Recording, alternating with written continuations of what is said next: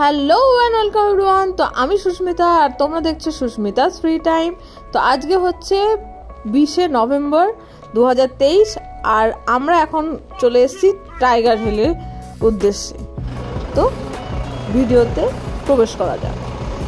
আমাদের এই দেবী মন্দিরের সামনে নামিয়ে দিয়েছে হনুমান মন্দির।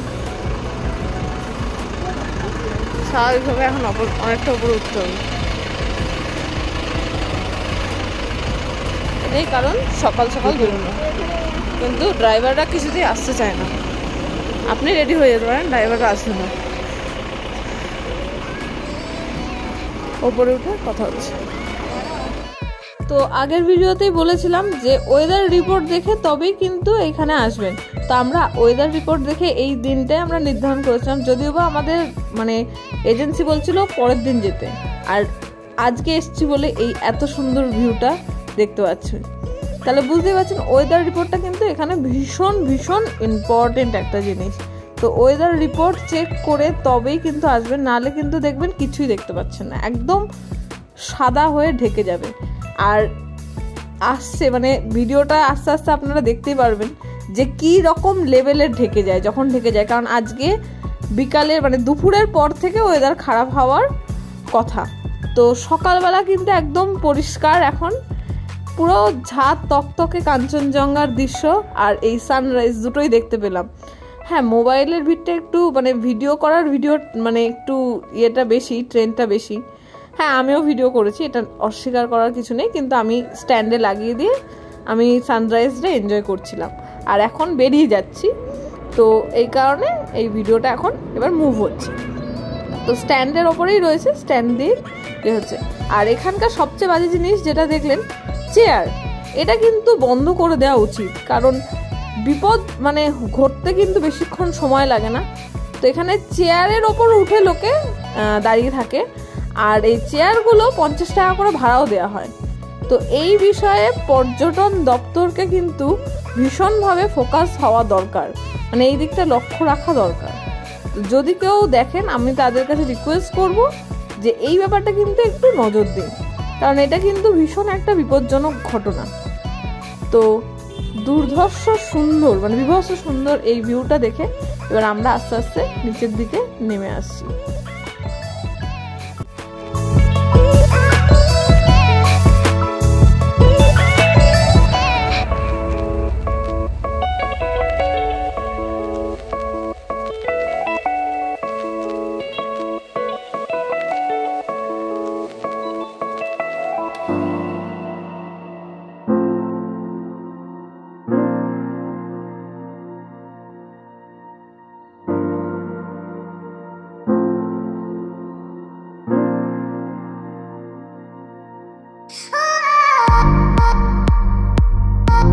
ভীষণ জ্যাম লেগে গেছে।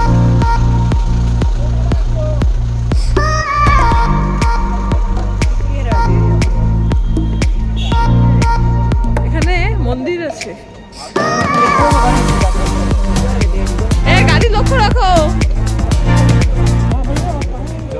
সব প্রায় একই রকমের গাড়ি, শুধুমাত্র স্টিকার দেখে চিনতে হচ্ছে আর ড্রাইভার দাদাকে দেখে চিনতে হচ্ছে যে এই গাড়িটা আমাদের। তো এসব বেশ ভালো একটা মজার গেম হয়ে ওঠে দাঁড়ায়। তো এবার আমরা এখন বেরিয়ে পড়েছি পিস পগোডা আর জাপানিজ টেম্পলের উদ্দেশ্যে, দুটোই পাশাপাশি। তো যাওয়া যায়। আর এখানে কিন্তু একটা চার্জেস লেগেছে, আর এই অ্যামাউন্টটা ছিল 70 টাকা। এবার আমরা যাচ্ছি জাপানিজ টেম্পল আর peace pagoda side by side. দুখানা পড়ে রয়েছে, এতটাই ঠান্ডা যে দুটো করে জামা পরে রয়েছি, টুপি পরে রয়েছি, স্কার্ফ জড়িয়ে রয়েছি, তাও ঠান্ডা লাগছে। আর এই দুখানা করে সোয়েটার পরে রয়েছি বলে এক ফোঁটাও যে গরম লাগা সেই সব কিছুই আর হচ্ছে না। তো একদম মুখে মাফলার উঠেছে আমার কর্তা মশাইয়ের, এটা তো বিশালই বড় ব্যাপার লেগেছে। তারও ঠান্ডা লেগেছে, সে আবার জ্যাকেট বার করে এখন জ্যাকেট চাপিয়েছে। তো আপাতত জাপানিজ টেম্পল ঘুরে আসলাম, এবার পিস পকোড়ার দিকে যাচ্ছি, তো যাওয়া যাক। তো এই জায়গাটা কিন্তু ভীষণই শান্ত এবং স্নিগ্ধ, মানে অন্যরকম একটা শান্তি বজায় রয়েছে বলা যেতে পারে। তো এইখান থেকে আমরা ডাইরেক্ট চলে যাব বাতাসিয়া লুপের দিকে। তো চলুন যাওয়া যাক।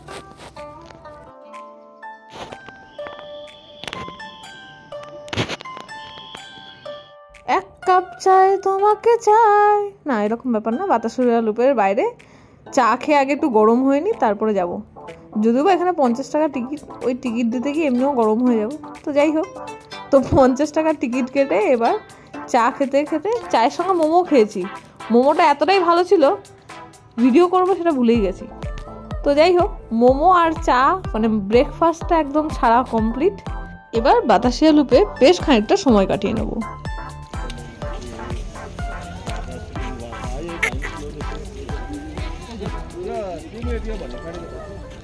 আর এটা হচ্ছে বাতাসিয়া লুপের বিখ্যাত ওয়ার মেমোরিয়াল।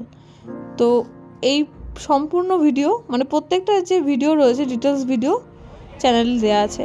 আর এইখান থেকে কাঞ্চনজঙ্ঘার ভিউ মানে অসাধারণ। যতটাই সুন্দর ছিল পিস পকোড়া থেকে ভিউ, ততটাই সুন্দর এখানে। তো এইবার চলে এসেছি ঘুম মনেস্ট্রিতে। তো বাবা মারা এখানে টিফিন করবে, আমরা তো মোমো দিয়ে ব্রেকফাস্ট সেরে ফেলেছি। বাবা মারা কচুরির দোকানে দাঁড়িয়েছে আর আমরা এখন চলে যাচ্ছি। এটা বেশিরভাগ ক্ষেত্রেই বলা যায়, হাঁটা দেখে বুঝতে পারছেন যে কি পরিমাণ নিচে নেমে যাচ্ছে, মানে ভীষণ নিচে নামছে। কিন্তু এই হচ্ছে সোজা, এইরকমভাবে কিন্তু কন্টিনিউয়াস নিচে নেমে যাচ্ছে। দার্জিলিংয়ের কিন্তু এটা একটা বিশেষ গুণ। অন্যান্য পাহাড়ে আমি ঘুরেছি, মানে সেই ক্ষেত্রে আমি দেখেছি যে দার্জিলিংয়ের এই গুণটা হচ্ছে বিশাল, ভীষণ খাড়া। নামতে খুব একটা কষ্ট না হলেও উঠতে গিয়ে আমাদের সাধারণ মানুষের জিভ বেরিয়ে আসার মতনই অবস্থা হয়। তো এখন মজায় মজায় নামি, তারপর কষ্ট করে উঠবো। মা বাবারা সকালে ব্রেকফাস্ট করছে, আমাদের ব্রেকফাস্ট আজকে হয়েছে মোমো দিয়ে। তো বাতাসিয়া লুপের বাইরে বেশ সুন্দর তো সিঁড়ি আছে, সিঁড়ি নামতে নামতে মোমোর গল্পটা বলি।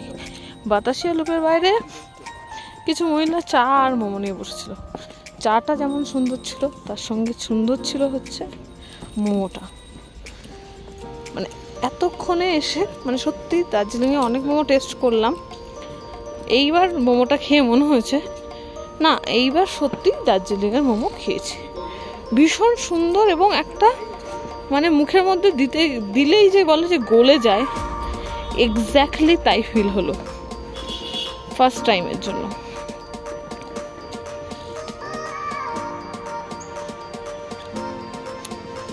তো সিঁড়ি প্রায় শেষের দিকে, আমার মোমোর গল্প শেষ হয়ে গেল।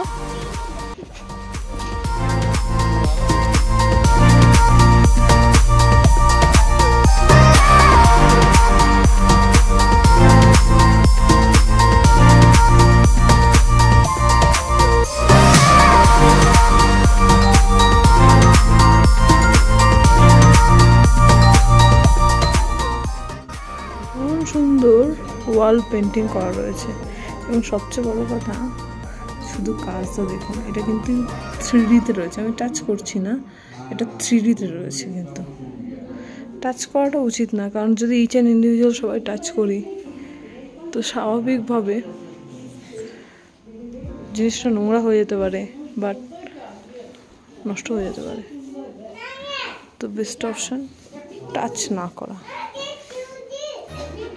তো এবার আমরা বেরিয়ে যাব রক গার্ডেনের উদ্দেশ্যে। আর পথে দেখা হয়ে গেল মিস্টার টয় ট্রেনের সাথে। উফ, এই দৃশ্যটাই একটা অন্য লেভেলের।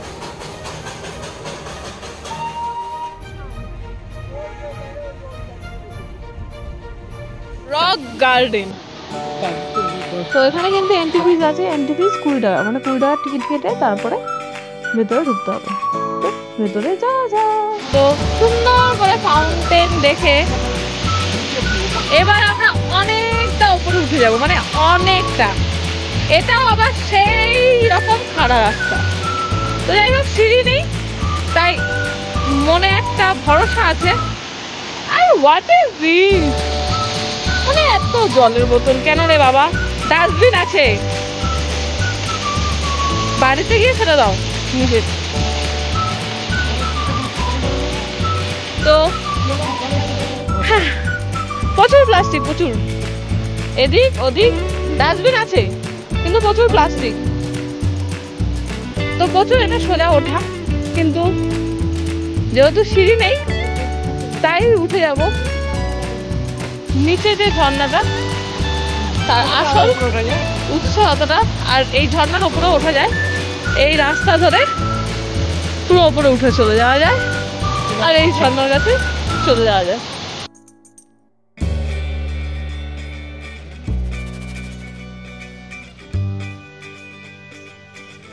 তো এইবার আমরা চলে যাব জুয়ের উদ্দেশ্যে।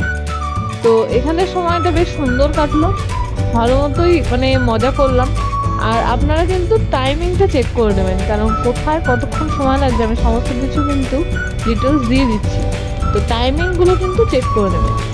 আর আজকে আমরা যেখানে যাব না সেটা হচ্ছে রোপওয়ে। এক্স্যাক্টলি রোপওয়েতে আজকে যাব না, কালকে আমরা প্ল্যান করছি যে রোপওয়েতে যাব।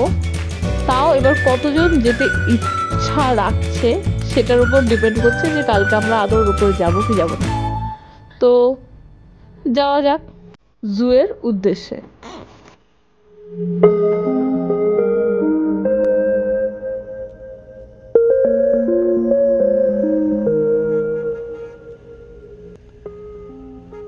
পাতলা পাতলা সিঁড়ি, বাট এই সিঁড়ির সামনে নামানো হয় এবং অনেকটা উপরে উঠতে হয়।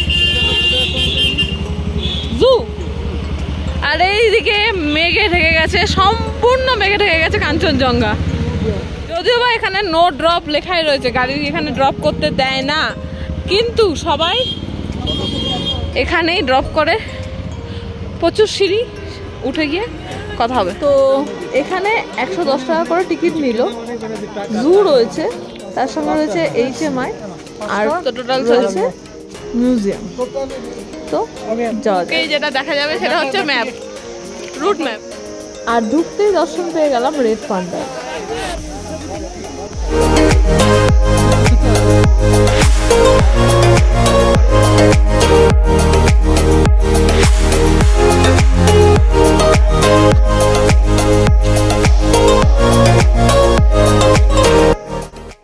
তো এই বাদিকে এখানে চাইলে নানা রকম অ্যাক্টিভিটি রয়েছে, যেমন ট্রি টপ, নানা রকম দড়ি দিয়ে ধরে এক গাছ থেকে আর এক গাছে যাওয়া, এই সমস্ত নানা রকম যে অ্যাক্টিভিটিগুলো রয়েছে সেই অ্যাক্টিভিটিসগুলো আপনারা এখানে করতে পারেন।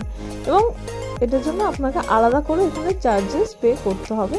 তারপরে ফুল সেফটি মেজারমেন্ট মানে নিয়েই এটা আপনাদের করানো হবে। তো আর এই যে রয়্যাল বেঙ্গল টাইগার এখানে ঘুরে বেড়াচ্ছেন একদম, উফ কি লাগছে। আর চিতা আভি পিতা হে কিন্তু আভি সোতা হে, এই কন্ডিশনেই রয়েছে। যাই হোক, এই কথা শুনে কিন্তু হেভি রেগে গেছে, ঘুম থেকে উঠে পড়েছে, আমার দিকেই তাকাচ্ছে, কোনো কথা নয়, বাপরে পালাই। তো ভালো মহাশয়কে দেখে জুকে টাটা করে আমরা এবার চলে যাব তেনজিং রকের উদ্দেশ্যে। আর এইখানেই ইয়ারিয়া মুভির শুটিং হয়েছিল। তো একটু এগিয়ে যাওয়া যাক। আর এইখান থেকে আপনারা যে স্ট্যান্ডটা দেখছেন, এক্স্যাক্টলি এই টাওয়ার মতো যেটা, হ্যাঁ এই স্ট্যান্ডটার এখান থেকে কিন্তু রোপওয়ে হয়। তো আপনারা চাইলে এখান থেকে রোপওয়ে করতে পারেন। তো আমরা এখন ডাইরেক্ট চলে যাচ্ছি তেনজিং রকের দিকে। আর যেতে যেতে সুন্দর এই মন্দিরটাও পড়ে, আর রামকৃষ্ণ মিশনের এই বিল্ডিংটাও এখানেই পড়ে। তো ভীষণ সুন্দর একটা রামকৃষ্ণ মিশনের বিল্ডিং রয়েছে এখানে। তো আমরা তেনজিং রকে না দাঁড়িয়ে ডাইরেক্ট চলে আসলাম টি গার্ডেনে। তো যাওয়া যাক, দেখা যাক এই টি গার্ডেন কেমন।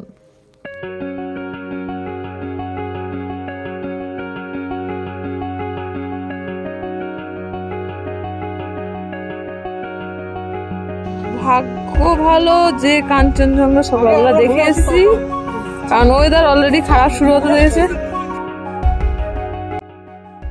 তো এখানে টি স্টল আছে, টি স্টল থেকে আপনারা চাইলে চা কিনতে পারেন। ওরা চা টেস্ট করে দেখাবে, যেই চাটা আপনাদের পছন্দ হবে সেই চাটা আপনারা কিনে নেবেন, আর টেস্টের জন্য কোনো পয়সা লাগে না। তো এবার আমরা চলে আসছি তেনজিং রকের দিকে, আর এটাই হলো আজকের যাত্রাপথে শেষ ভিউ। তো যাওয়া যাক।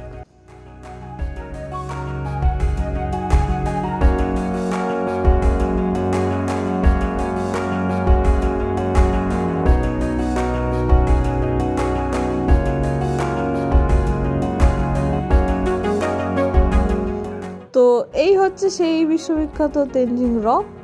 তো এইখানে অনেকে পয়সা দিয়ে ক্লাইম্ব করা যায়, আপনারা চাইলে যদি ক্লাইম্ব করার ইচ্ছা থাকে তাহলে আপনারা এখানে পয়সা দিয়ে ক্লাইম্ব করতে পারেন, কোনো অসুবিধা নেই। আমাদের পেয়েছিল বিভৎস খিদে, তো আমরা চলে এসেছিলাম, মানে ওনাদেরই বলেছিলাম, ড্রাইভারদারই বলেছিলাম যে একটা ভালো দিতে।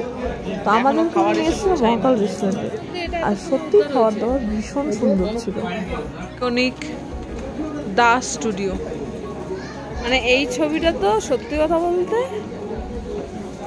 প্রায় অনেকেরই ঘরে আছে। Excellent photographs for your home, your office or a gift. Mount Everest.